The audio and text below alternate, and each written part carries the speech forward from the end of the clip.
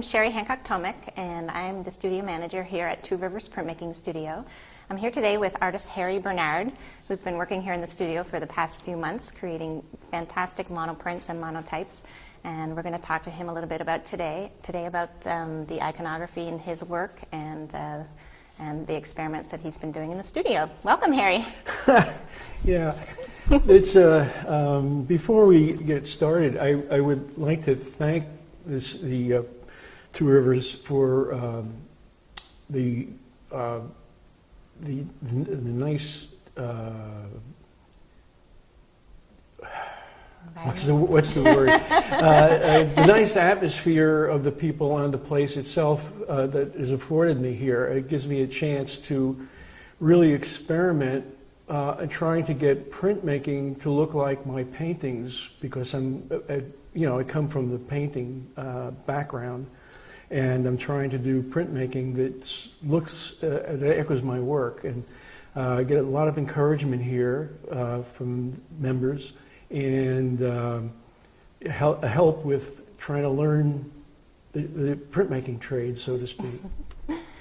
Well, you've come a long way. You've started with an idea, and now you have an entire show, which is opening next Friday night, on the 13th. Let's talk a little bit about the work in the show. Mm-hmm. I can't help noticing that the focal point of a lot of the work resembles the human figure. How did these images evolve?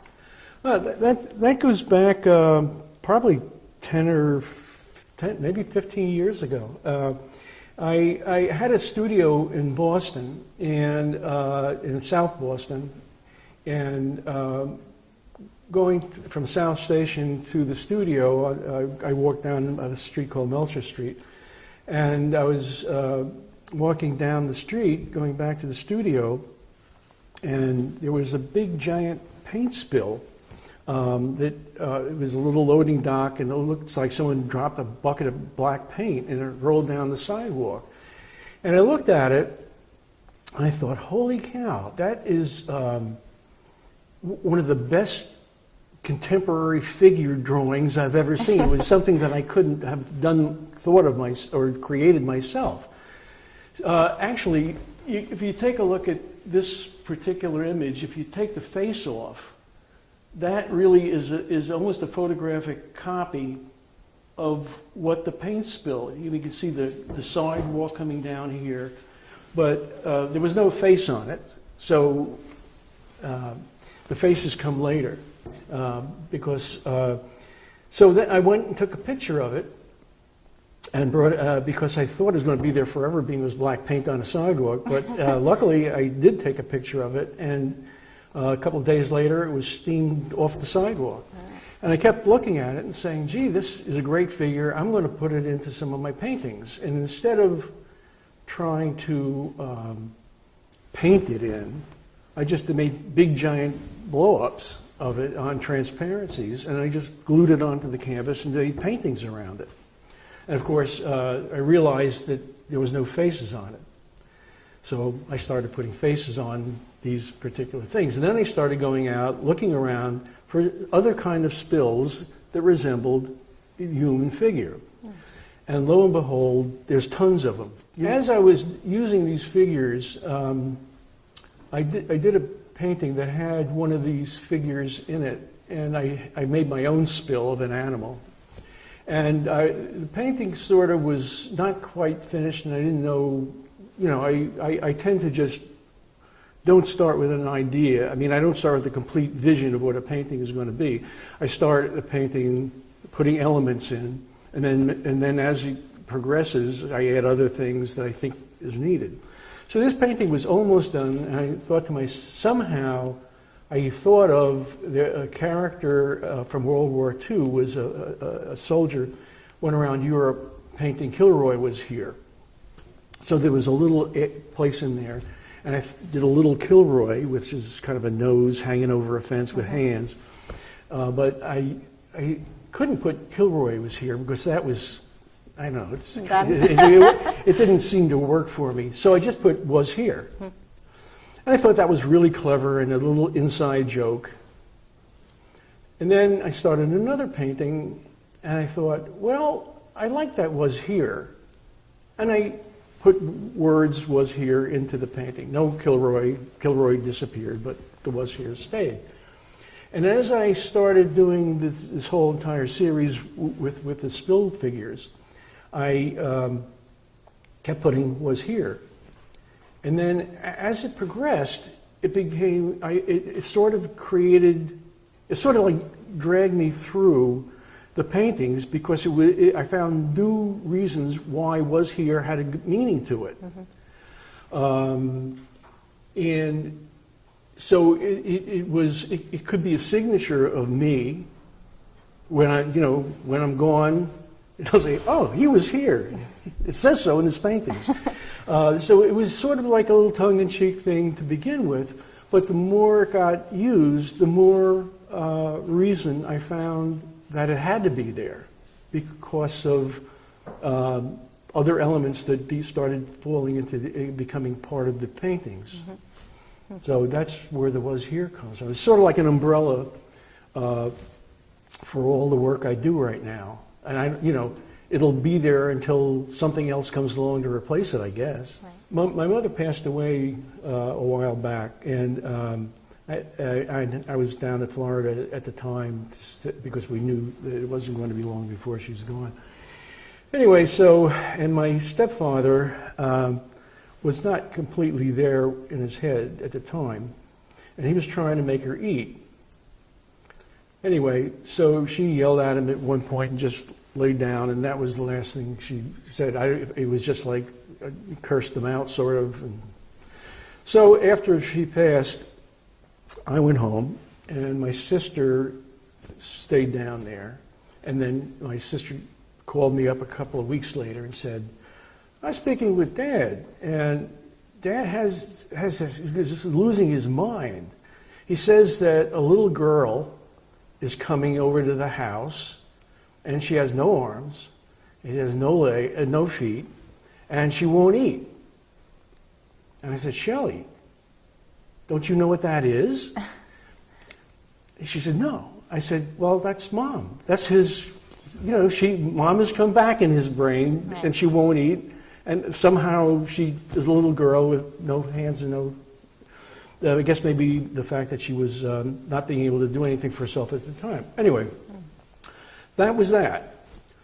I had a studio, as I mentioned, in South Boston, and a woman was moving to New York, an artist in the building, and she left a whole bunch of works on paper and said, anyone who wants them can take them. So I, as a collector of odd stuff, went ahead and I brought a bunch of the stuff into my studio. And one day, months after this phone call conversation, I looked down, leaning against the wall was one of the works on paper.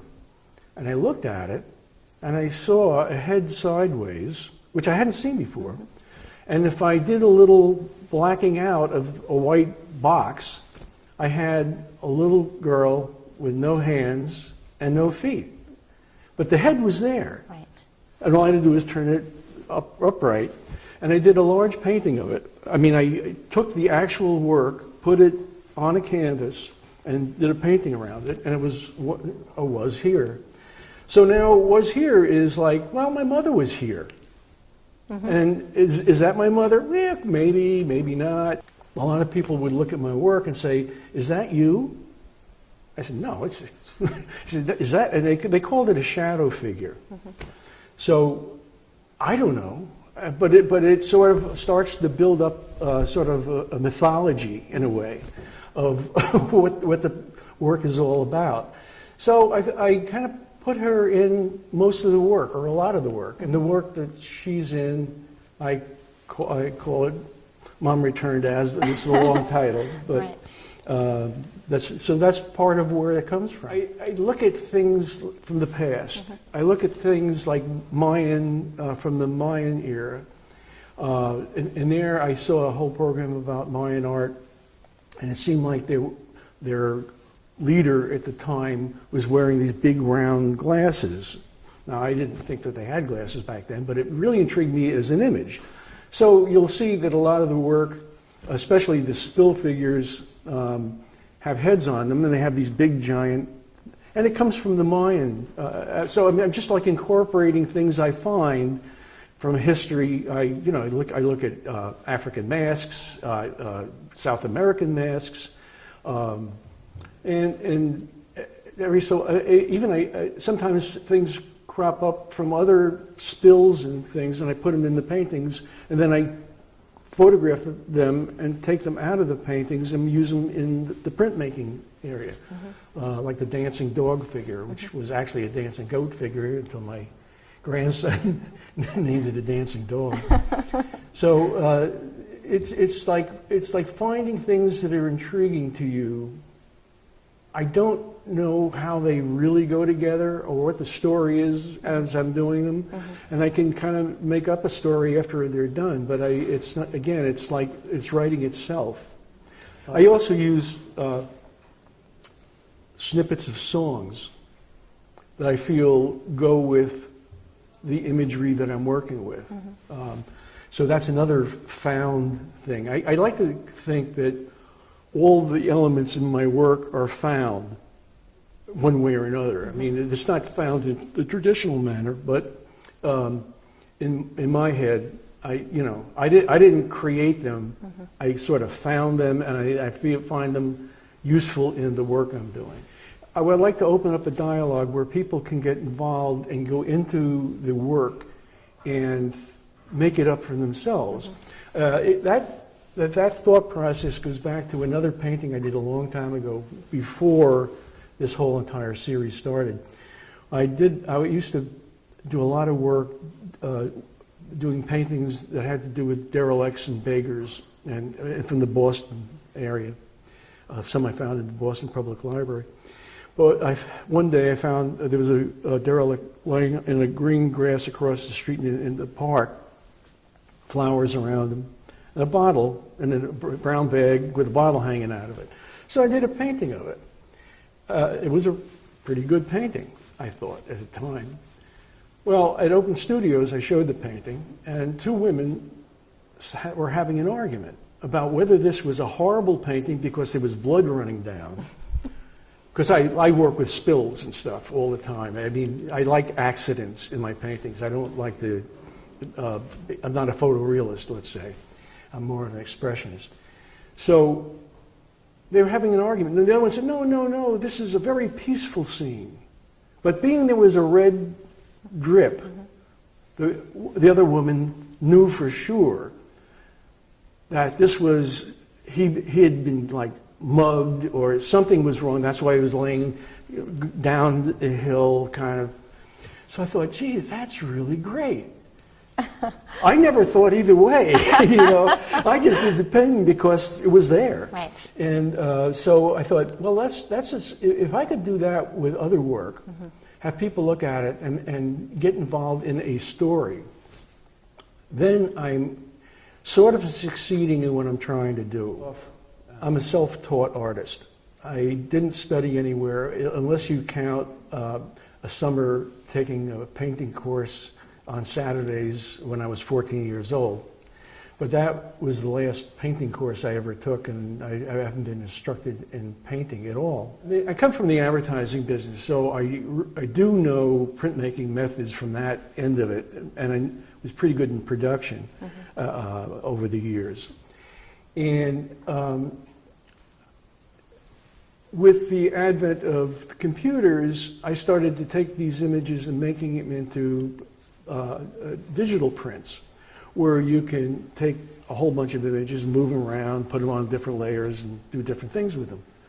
But then I thought, recently, I'm trying to really put a body of work together for the first time, and I thought, well, I really enjoyed monoprinting. Well, actually, it was monotyping, as I now find out. But and I would like to do it again. And that's I searched around and I found the studio here.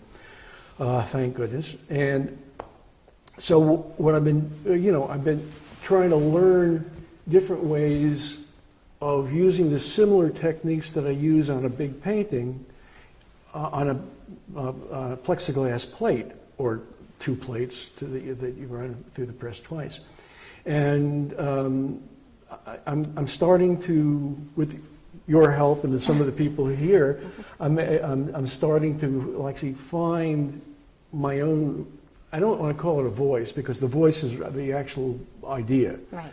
But the way of portraying what I'm trying to portray, so that if I were to put up 2 paintings in the show, you would go, well, it's the same work. It's the same person doing it. It looks the same. It's at least similar, Right.